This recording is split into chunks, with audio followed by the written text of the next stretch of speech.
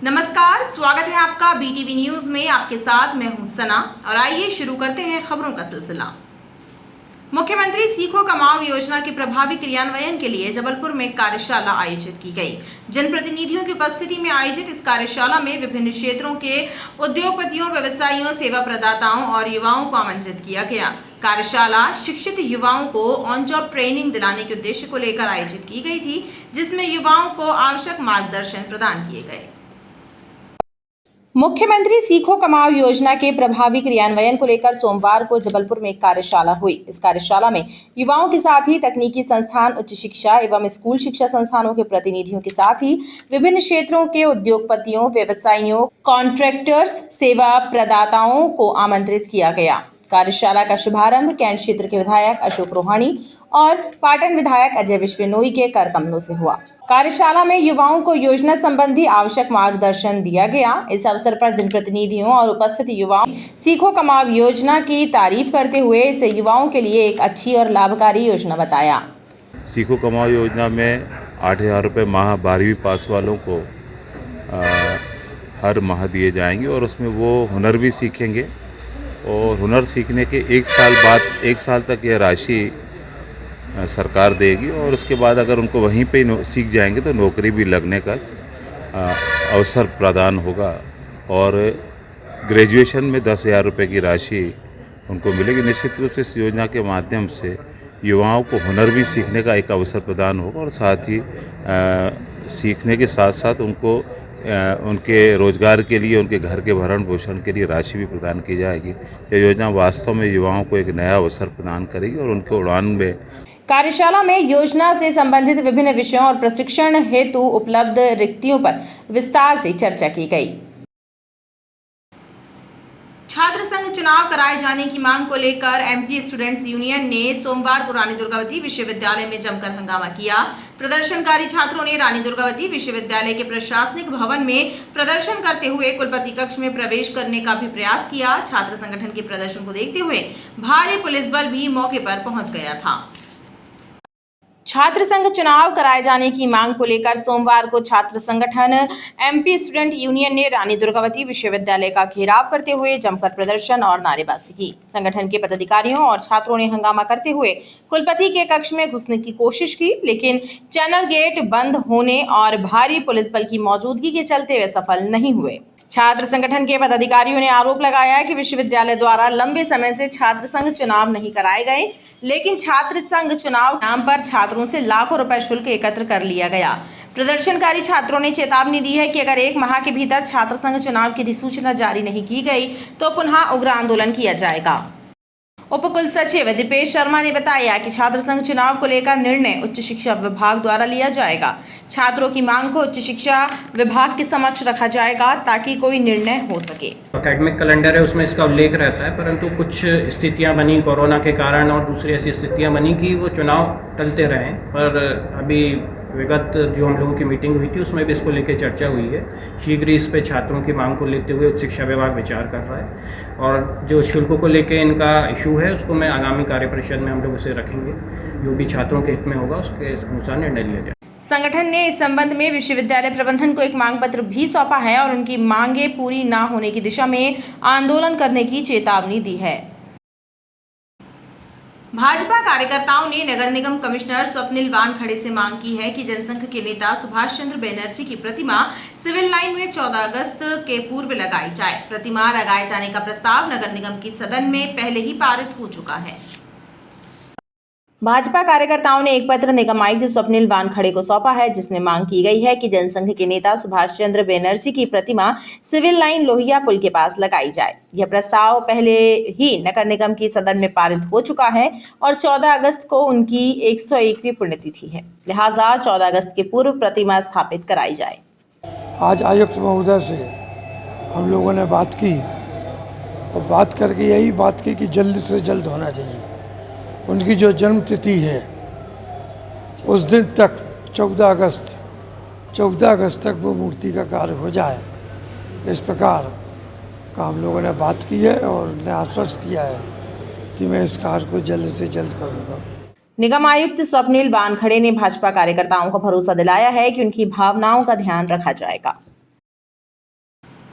मौसी के घर में 13 दिन विश्राम करने के बाद जगत के नाथ भगवान जगन्नाथ अपने भाई बलभद्र और बहन सुभद्रा के साथ वापस अपने धाम पहुंचे। गुरु पूर्णिमा के अवसर पर वासी साहू समाज द्वारा भगवान जगन्नाथ की वापसी रथ यात्रा भक्तिभाव और धूमधाम के साथ निकाली गई। बड़ी खेरमाई मंदिर से निकाली गई रथ यात्रा विभिन्न मार्गों का भ्रमण करते हुए साहू धर्मशाला गढ़ा फाटक स्थित अस्थायी मंदिर में समाप्त हुई। मौसी के घर 13 दिन स्वास्थ्य लाभ लेने के बाद भगवान जगन्नाथ भाई बलभद्र और बहन सुभद्रा के साथ वापस अपने धाम को लौट आए। वासी साहू समाज के द्वारा गुरु पूर्णिमा के शुभ अवसर पर धूमधाम और पूरे भक्तिभाव के साथ भगवान जगन्नाथ स्वामी की वापसी रथ यात्रा बड़ी खेरमाई मंदिर से निकाली गई। इस रथ यात्रा में शामिल युवा और श्रद्धालुओं ने जय जगदीश का उद्घोष किया, जिससे पूरा वातावरण धर्ममय हो गया। रथ यात्रा के माध्यम से भगवान जगन्नाथ भक्तों को दर्शन देते हुए अपने धाम पहुंचे। रथ यात्रा का समापन साहू धर्मशाला गढ़ा फाटक में हुआ, जहां भगवान जगन्नाथ, बलभद्र और सुभद्रा जी का पूजन अर्चन किया गया और महाप्रसाद के वितरण के साथ इस धार्मिक आयोजन का समापन हुआ। इस रथ यात्रा में बड़ी संख्या में माता, बहनें और श्रद्धालु शामिल हुए।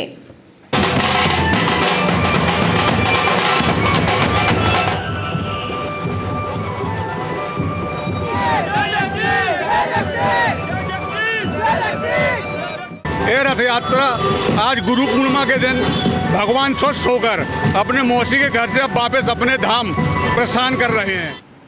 गुरु पूर्णिमा के शुभ अवसर पर शहर के मंदिरों और मठों में विभिन्न धार्मिक कार्यक्रमों के साथ ही गुरु पूजन के कार्यक्रम हुए। श्रद्धालुओं और शिष्यों ने इस धार्मिक आयोजनों में बढ़ चढ़कर भाग लिया। इसी कड़ी में मां गायत्री शक्तिपीठ मनमोहन नगर में गुरु पूर्णिमा महोत्सव पर गुरु पूजन के साथ ही 9 कुंडीय गायत्री महायज्ञ का आयोजन किया गया।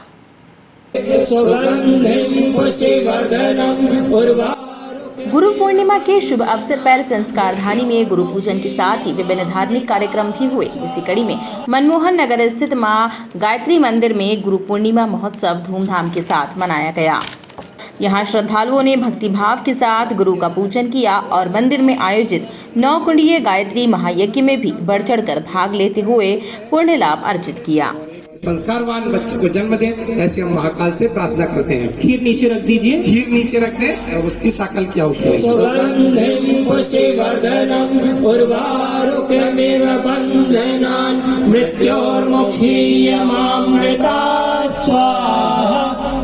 गुरु पूर्णिमा के इस अवसर पर आज गायत्री शक्तिपीठ में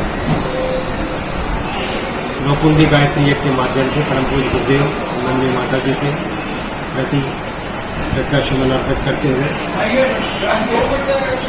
सभी हमारे गुरु भाइयों ने यहाँ पर अपनी अपनी उन्होंने गुरु दीक्षा ली।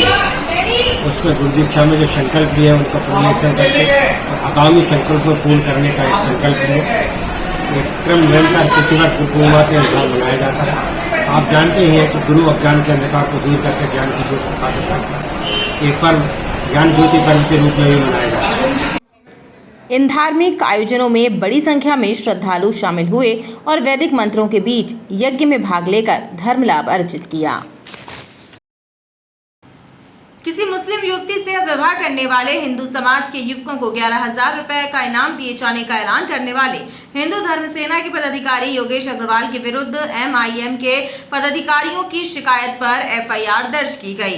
इस मामले को लेकर हिंदू धर्म सेना और विभिन्न हिंदूवादी संगठनों के द्वारा कैंट थाने में धरना प्रदर्शन किया गया। हिंदू धर्म सेना के पदाधिकारी योगेश अग्रवाल ने पुलिस पर दबाव में आकर FIR दर्ज करने का आरोप लगाया।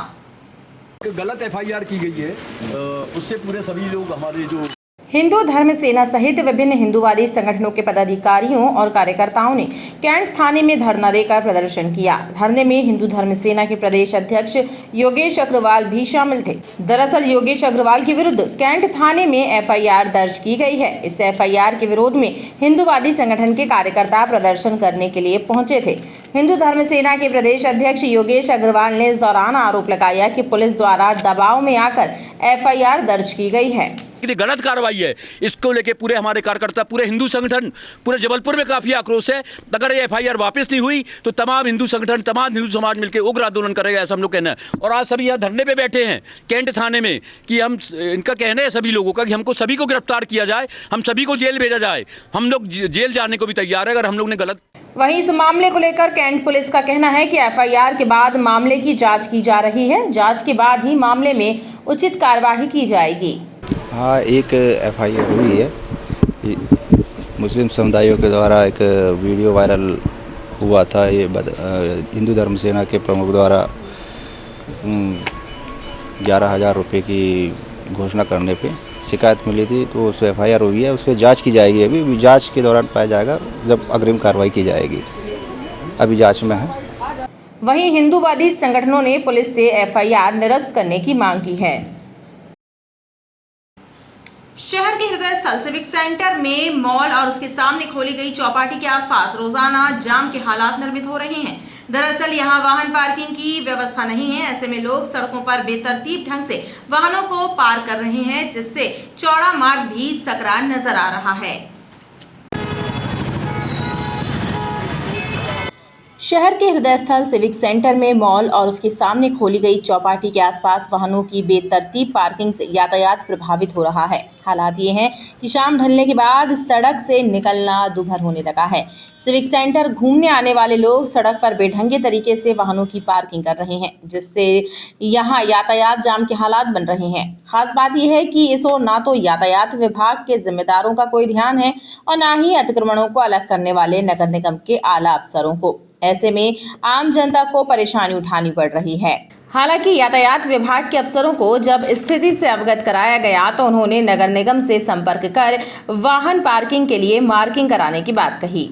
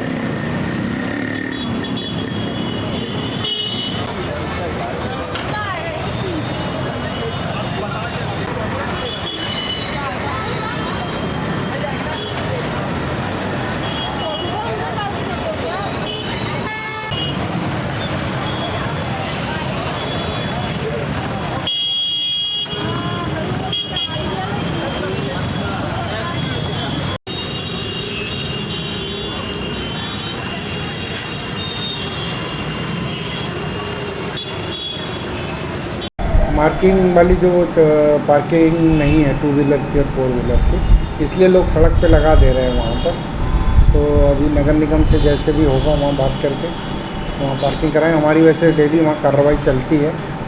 वहाँ फोर व्हीलर टू व्हीलर गाड़ियों को लाते हम लोग, उनके खिलाफ़ कार्रवाई भी करती, पर वहाँ पर पार्किंग होना चाहिए। यदि वहाँ पर जो है चौपाटी बनी है तो उसकी पार्किंग के लिए अभी कोई व्यवस्था नगर निगम के द्वारा की नहीं है, उसमें हम बात करके और पार्किंग के लिए व्यवस्था बनवाएंगे। खास बात यह है कि सिविक सेंटर में ही 87 कार क्षमता वाली मल्टी लेवल पार्किंग बनाई गई है। बावजूद इसके चौपाटी, दवा बाजार सहित वंदे भारत चौक और उसके आसपास सड़क किनारे वाहनों की पार्किंग हो रही है, लेकिन जिम्मेदार विभाग के अफसर आंख मूंद कर बैठे हुए हैं। कजरवाड़ा, धोबीघाट, जीवन कॉलोनी एवं अनुराधा कॉलोनी के निवासी सड़क, नाली, पानी, सफाई जैसी मूलभूत सुविधाओं के लिए तरस रहे हैं। पीड़ित परिवारों ने महापौर से मांग की है कि जन सुविधाओं के कार्य कराए जाए। अनुराधा कॉलोनी एवं जीवन कॉलोनी में रहने वाली महिलाओं ने एक शिकायत पत्र महापौर जगत बहादुर सिंह अन्नू को सौंपा है, जिसमें लिखा है कि कजरवाड़ा धोबीघाट क्षेत्र में सफाई, सड़क, बिजली, पानी जैसी मूलभूत सुविधाओं का अभाव है। पिछले कई वर्षों से मांग की जा रही है, लेकिन जिम्मेदार अधिकारी और स्थानीय जनप्रतिनिधि ध्यान नहीं दे रहे हैं। पूरा वार्ड दुर्दशा का शिकार है, लिहाजा जन सुविधा के कार्य प्राथमिकता से कराए जाएं ताकि जनता राहत की सांस ले सके। हमारे यहाँ जो ना तो रोड अच्छी है ना मतलब नाला बना रहे हैं, उससे भी दिक्कत हो रहा है, लोगों को बहुत समस्याएं हो रही हैं। और हमारे यहाँ ये सब समस्या हम लोगों की कोई सुनता नहीं है। पार्षद है, सांसद है, विधायक हैं, वो लोग सुनते ही नहीं। कितने बार उन लोगों से बोल चुका, पर करते भी हैं तो बोलेंगे आज करेंगे कल करेंगे, करके काम पूरा हो नहीं रहा है। इसलिए हम लोग अपनी समस्या लेके यहाँ आए हैं। दिन पे दिन मतलब नाला की खुदाई, नाला का काम चल रहा है, जो कि नाला इतना ज़्यादा खोद के उसको चौड़ा कर दिया है कि रोड हमारी 5 फीट की हो गई है ना। तो उससे हमें इतनी दिक्कतें आ रही हैं कि देखो जेंट्स लोग तो सुबह गए ड्यूटी चले गए, शाम को आए, है ना। यहाँ हमें सबसे ज़्यादा दिक्कतें महिलाओं को हो रही है। उनको स्कूल अपने बच्चों को छोड़ना है, ले जाना है, आना है ना। तो ये हमारे यहाँ मतलब करीबन 30 साल से यही प्रॉब्लम्स आ रही हैं। ठीक, बनी बनाई हमारी पूर्ण नाली थी, कवर नाली थी, कोई समस्या नहीं थी, कोई शिकायत नहीं की गई थी। तो आए वो लोग बोले कि नगर निगम के द्वारा नाली बनेगी, तो हमने इजाज़त दे दी कि खोद लीजिए भाई नगर निगम में। ये नहीं मालूम था कि वो बिल्डर की, फिर अब उसके बाद में वो नाली बनाना शुरू किया। कौन बिल्डर है? आशियाना बिल्कुल आशियाना का। तो वो अपने मन चाहे तरीके से नाला का निर्माण कर रहा है। जो सड़क है वो छोटी होती चली जा रही है, पानी भरता है। और फिर वो बोला गया है कि जो वो नाली बनाएगा वो नाली को कवर नहीं करेगा। उसने बोला हमारा कार्य सिर्फ इतना है कि हमारी ये बस बनाने का, उसका पानी बस बाहर आ जाए। शिकायत सौंपने वालों ने चेतावनी दी है कि यदि जल्द कार्य प्रारंभ नहीं कराए गए तो तीव्र आंदोलन किया जाएगा। ऑपरेशन शिकंजा के तहत क्राइम ब्रांच की टीम ने शहपुरा से कुख्यात सटोरिये पप्पू जैन के सट्टे के अड्डों पर छापामार कार्रवाई की। पुलिस की रेड कार्रवाई के दौरान सट्टे के अड्डों पर सट्टा लिखने और लिखाने वाले 24 सटोरियों को घेराबंदी कर पकड़ा गया, जिनसे पुलिस ने 52,000 रुपए, 3 मोबाइल और कैलकुलेटर आदि जब्त किए हैं। शहपुरा थाना अंतर्गत हनुमान जैन मंदिर और मंडी में संचालित कुख्यात सटोरिये पप्पू जैन के सट्टे के अड्डे पर क्राइम ब्रांच की टीम ने शहपुरा थाना पुलिस के साथ दबिश दी, जहां पुलिस ने सोनू जैन, सीताराम रजक, राजेंद्र नामदेव और राजाराम साहू को सट्टा लिखते हुए पकड़ा। वहीं मौके पर सट्टा लिखने वाले 20 से ज्यादा लोग गिरफ्तार किए गए। इनसे 52,000 रुपए, 3 मोबाइल, 3 कैलकुलेटर, सट्टा पट्टी जब्त की गई है। सभी के विरुद्ध थाना शहपुरा में प्रकरण दर्ज किया गया है। पुलिस फरार सटोरिये पप्पू जैन की तलाश कर रही है। खबरों का सिलसिला लगातार जारी रहेगा, आप देखते रहिए BTV न्यूज।